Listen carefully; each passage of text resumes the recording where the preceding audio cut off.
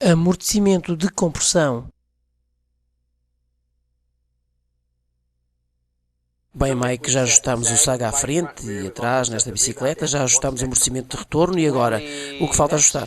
Bem, a característica que ainda nos falta regular é o amortecimento de compressão. Cada uma destas características deve ser ajustada de acordo com cada ciclista. Cada regulação depende do teu peso, do teu estilo de condução e do tipo de terreno em que vais pedalar. Todas estas coisas devem ser tidas em consideração quando se faz a regulação do amortecimento de compressão. Isto tanto para a suspensão como para o amortecedor. Ok.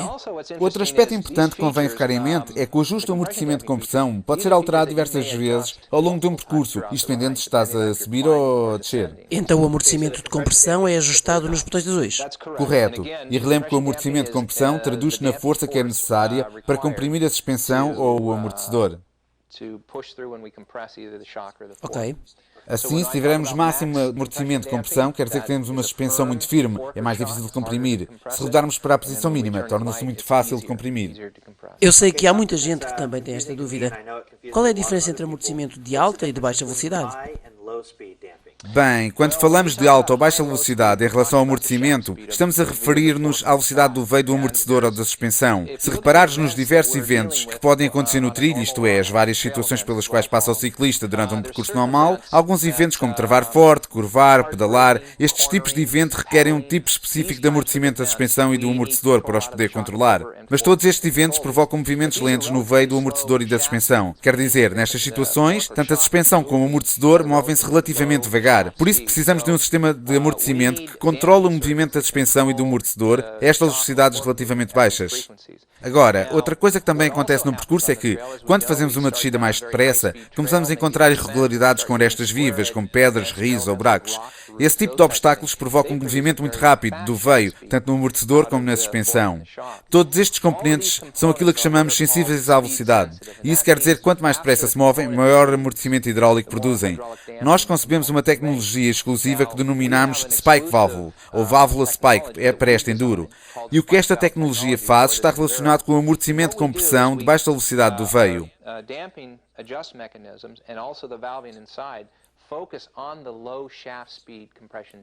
Aquilo que temos constatado ao longo de vários anos de desenvolvimento de suspensões para bicicletas é que é necessário um bom controle para os movimentos de baixa velocidade, isto é, travar, curvar, pedalar. É nestas situações em que é preciso maior controlo.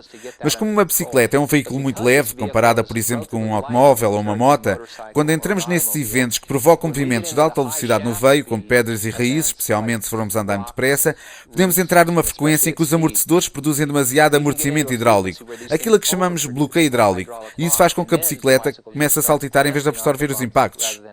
E essa característica é comum à maioria dos sistemas de suspensão a ar? Sim, é. Na realidade é uma característica comum a outras suspensões, não por terem mola a ar, mas por causa do sistema hidráulico. Esse efeito também pode ser sentido em suspensões e amortecedores com molas helicoidais. Mas para responder à tua pergunta, os mecanismos de amortecimento mais usados na indústria das bicicletas têm todos essa característica, ou seja, quanto maior for a velocidade do veio, maior é o amortecimento hidráulico de compressão.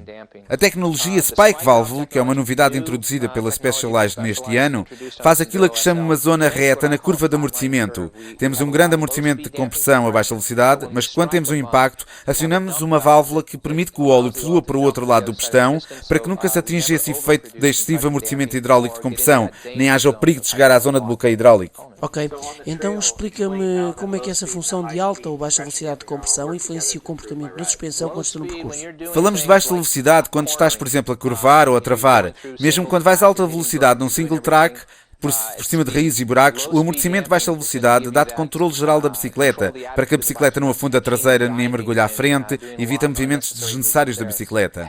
Se estiveres a pedalar, numa subida por exemplo, há uma grande quantidade de movimentos produzidos pelo ciclista e o amortecimento de baixa velocidade mantém a suspensão quieta. Em relação à válvula Spike, é quando passamos pelas irregularidades, pedras e buracos que produzem movimentos de alta velocidade que a válvula abre e deixa a suspensão atuar livremente e para depois voltar ao ponto de amortecimento de baixa velocidade, que é o que nos dá o controlo.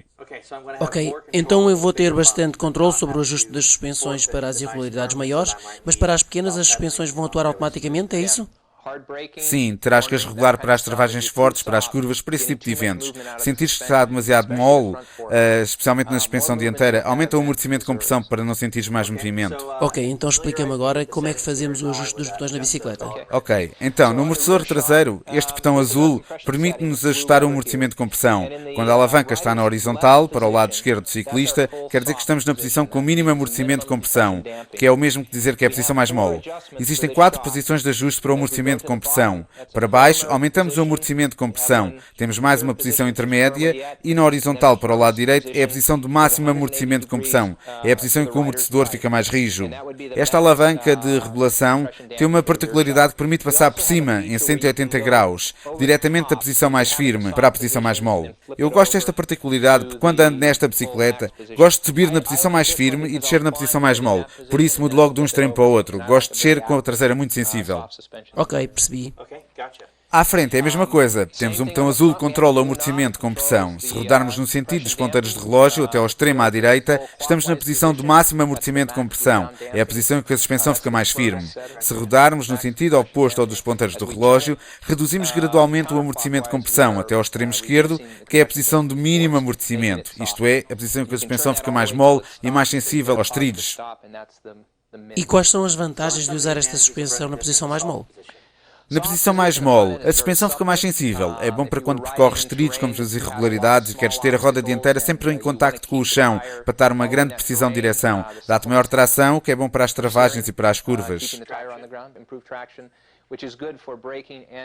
Mas nessa situação, é normal que sintas algum afundamento excessivo da frente, especialmente nas travagens fortes. Vais sentir a frente a baixar e isso vai reduzir o curso e diminuir a capacidade de absorver as irregularidades, especialmente quando estás a curvar.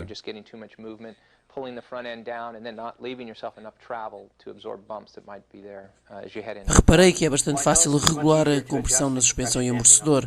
É porque são os mais utilizados quando estamos a andar? Sim, é isso mesmo. Tal como te disse há pouco, eu gosto de ajustar o amortecimento de compressão do amortecedor traseiro diretamente de um extremo para o outro, da posição mais firme para a mais mole. Isso acontece com a maioria dos ciclistas que nos ajudaram a testar este modelo. Usamos a posição mais firme para as subidas e a mais mole para as descidas. E o mesmo pode acontecer na suspensão dianteira. Podes ajustar facilmente entre uma posição firme e uma mole. Se gostas de fazer das subidas em pé, podes optar por aumentar a rigidez para subir, dando-lhe maior amortecimento de compressão, e depois baixar o amortecimento para quando vais começar a descer.